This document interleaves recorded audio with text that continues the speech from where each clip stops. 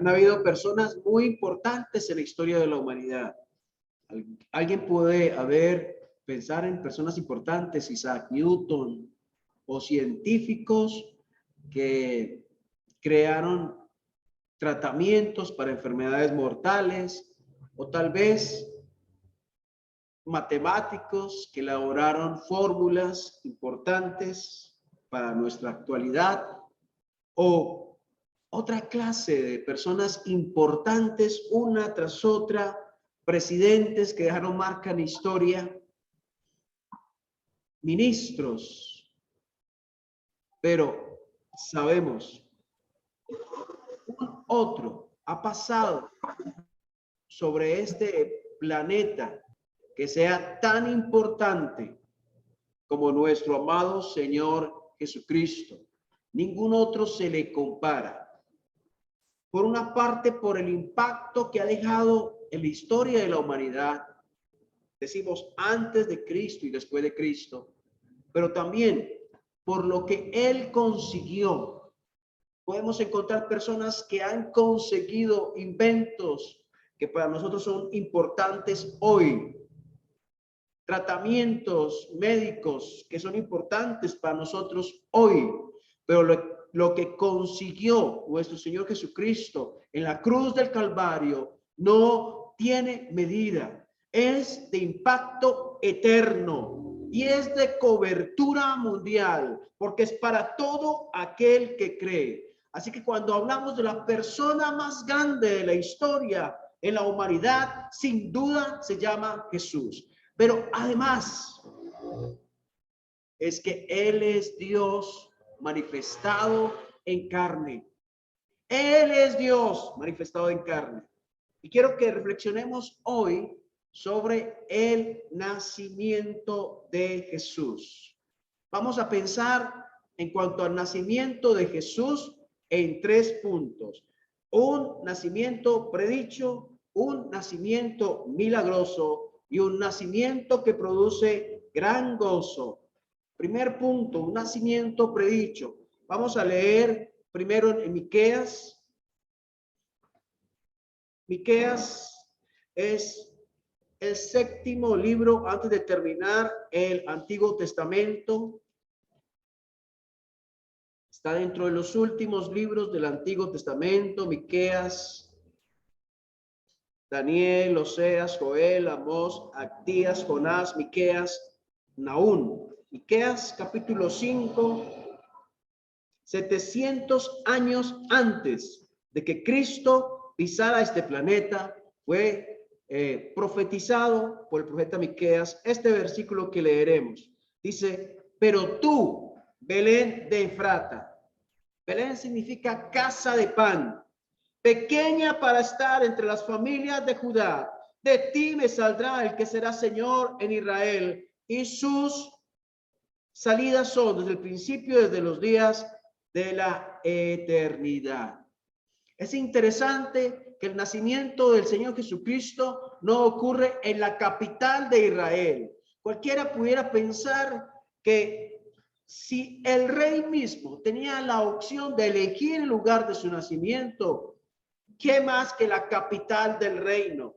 Pues Jerusalén es la capital del reino, y el rey no eligió nacer en la capital. El rey eligió nacer en un pequeño pueblo a 7 u 8 kilómetros de Jerusalén, un pequeño pueblo llamado Belén. Y el versículo le dice, pequeña para estar entre las familias de Judá, porque Dios se goza en utilizar al pequeño, en glorificarse a través de lo diminuto, a través de lo débil, de lo frágil. Y por eso usted y yo fuimos rescatados por el Señor, porque usted y yo somos frágiles, pequeños, limitados, pero es ahí donde se muestra la gloria de Dios, donde brilla más la gloria de Dios, porque estamos de pies, porque Él nos sostiene, porque hacemos algo, porque Él nos impulsa, porque si tenemos la capacidad, porque es la da esa capacidad. Y ese pequeño poblado allí en Israel, pequeño poblado llamado Belén, llegó a ser un pueblo muy querido e importante en el mundo, porque allí nació el Señor, nuestro amado Jesucristo. Y aquí dice que sus salidas son desde el principio de los días de la eternidad. Habla de que Él es eterno, el que nació en Belén es eterno, porque como lo dice Pablo, Dios fue manifestado en carne. Este versículo lo conocían los escribas y los fariseos cuando los sabios allí en Mateo capítulo 2 llegan preguntando a Herodes, ¿dónde es el lugar del nacimiento del niño? ¿Dónde es? Allí en Mateo 2:1 dice, cuando Jesús nació en Belén de Judea, en días del rey Herodes, vinieron del oriente a Jerusalén unos magos diciendo, ¿dónde está el rey de los judíos que ha nacido? Porque su estrella hemos visto en el oriente y venimos a adorarle. Oyendo esto, el rey Herodes se turbó y toda Jerusalén con él. Y convocados todos los principales sacerdotes y los escribas del pueblo, les preguntó dónde había de nacer el Cristo. Están convocados los escribas, están convocados los sacerdotes, y se sabía, se conocía la profecía. Versículo 5. Ellos le dijeron, en Belén de Judea, porque así está escrito por el profeta, y tú, Belén, de la tierra de Judá, no eres la más pequeña entre los príncipes de Judá, porque de ti saldrá un guiador que apacentará a mi pueblo Israel. Ellos conocían la profecía, porque Dios había dicho con precisión el lugar de nacimiento del Salvador. Y cuando vemos la profecía, vemos la precisión de Dios. Vemos cómo Dios es exacto en lugares, es exacto en tiempo, es exacto en personas en cuanto a la profecía se refiere. Y esto nos habla de que esta que tenemos en la mano, que estudiamos y que leemos, esta es la palabra de Dios, es la palabra del Dios vivo y eterno, la palabra que debemos creer, la palabra que debemos abrazar, la palabra que debemos estudiar. Esta es la palabra del Dios eterno, el Dios que habla verdad, es la palabra de Dios. La palabra que se cumple y lo que falta por cumplirse, con toda seguridad se cumplirá.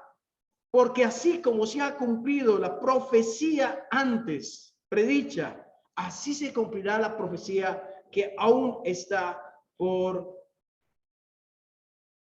cumplirse según el plan profético divino. Se cumplirá. Porque Dios es exacto, porque Dios está en la historia de la humanidad. Un nacimiento predicho, un nacimiento predicho. Segundo punto, un nacimiento milagroso. Allí en Lucas, el Evangelio de Lucas capítulo 1.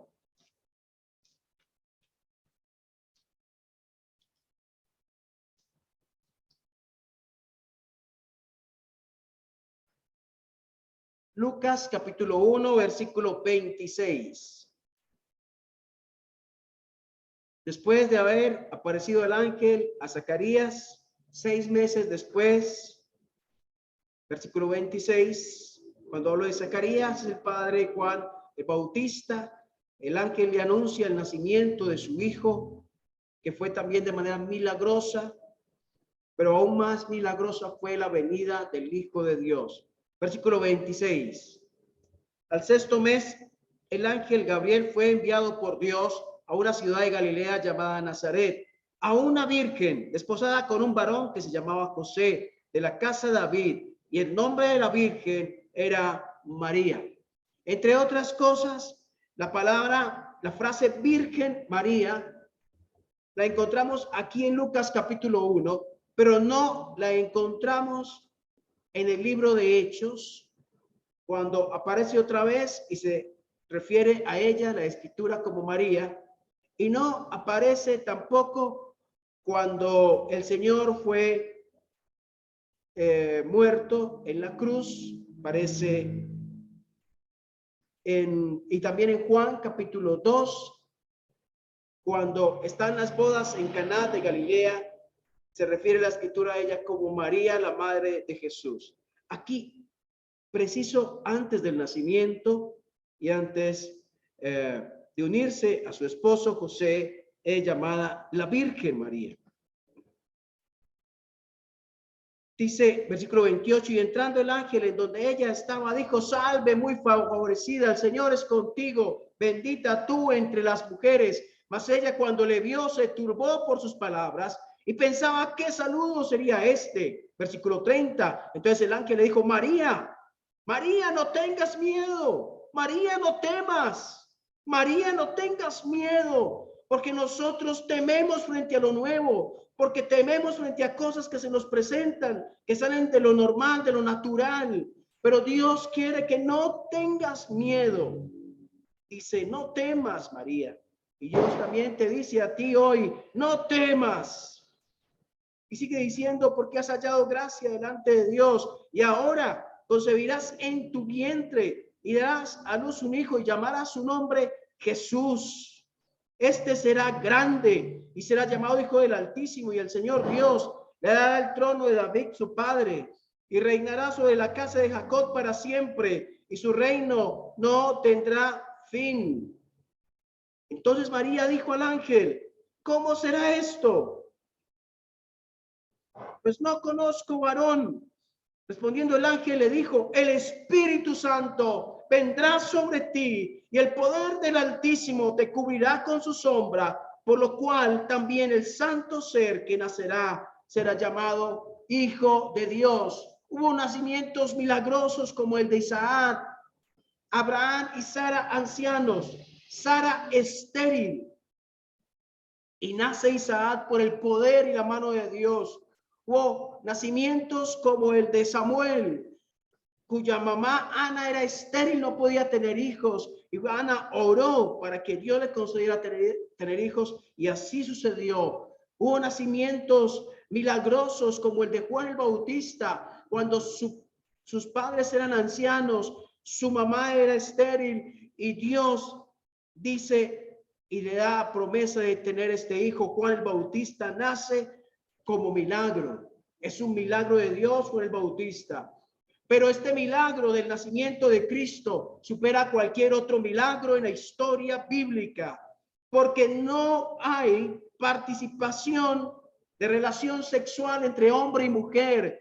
No es fecundada María por hombre alguno, sino que es Dios mismo quien le cubre con su poder y quien hace que ella quede en embarazo. Y alguien puede dudarlo, alguien puede decir, pero qué fábula es esta, pero qué chiste es esto, eso nunca puede suceder. Pero el Dios que creó los cielos y la tierra, el Dios que diseñó la Vía Láctea, el Dios que levantó a Júpiter, Saturno, el que levantó las estrellas, el Dios que hizo todo esto y mucho más, él mismo tiene el poder de hacer todo, y él hizo que esta mujer, Virgen María, quedara en embarazo, porque así es Dios. Este milagro es sorprendente, supera cualquier otro. Por lo tanto, una de las características del nacimiento de Jesús es su nacimiento milagroso.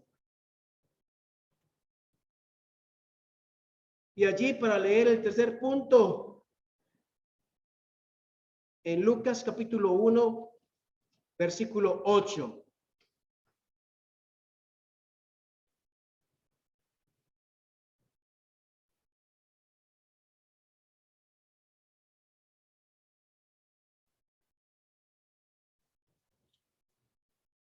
Perdón, es 2:8.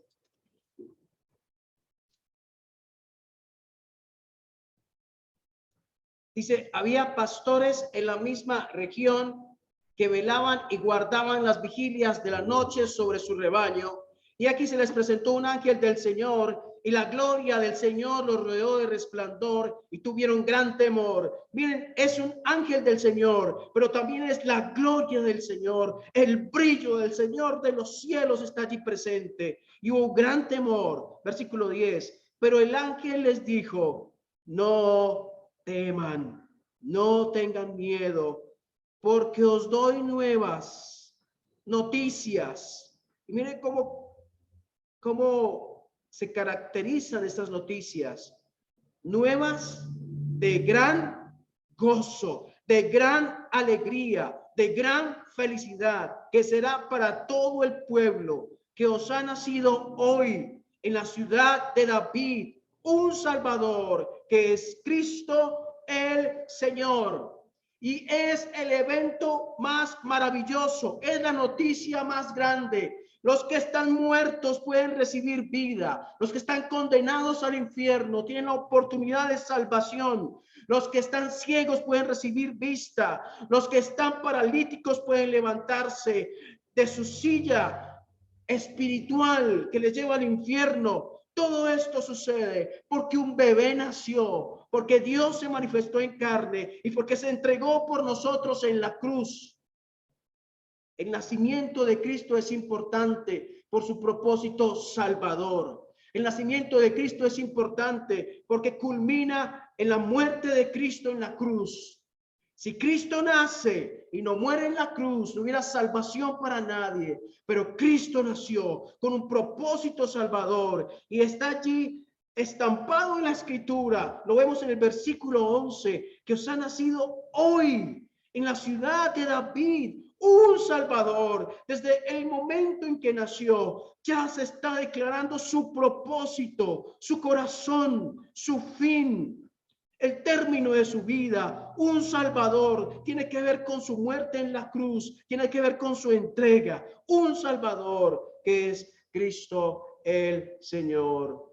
El nacimiento de Jesús, un nacimiento predicho, un nacimiento milagroso, un nacimiento que produce gran gozo. Y hoy bendecimos a Dios porque Él vino, Él nació. Es algo histórico, real, sin precedentes, pero también Él murió en la cruz por nuestros pecados. Y por eso ese nacimiento es tan importante, porque ese nacimiento nos habla de que Él, que estaba en la eternidad, tomó forma humana y vino a morir por nosotros en la cruz. Qué bendición pensar en el nacimiento de Cristo, pero en vista del propósito divino de salvación. Él vino, pero también se entregó. Él vino y murió por ti y por mí. Hoy mismo puedes venir a Jesús si aún no has venido. Hoy mismo puedes venir. No digas más que no. No esperes más. Ven a Jesús, quien vino y su nacimiento fue planeado, fue predicho para salvación. Su nacimiento fue milagroso y su nacimiento trae gozo porque trae salvación, porque trae perdón a través de su muerte en la cruz. Vamos a orar. Dios, gracias por este momento tan precioso de considerar las escrituras tan bellas, tan hermosas, Señor, que traen bendición al ser humano, porque estas son nuevas de gran gozo. Cristo vino, el Señor Jesús nació. No es mentira, no es una fábula, es histórico, es real, es auténtico. Él vino, pero vino con propósito salvador. Os ha nacido hoy en la ciudad de David un Salvador que es Cristo el Señor. Oh Dios, gracias. Gracias por esto, en el nombre de Jesús. Amén.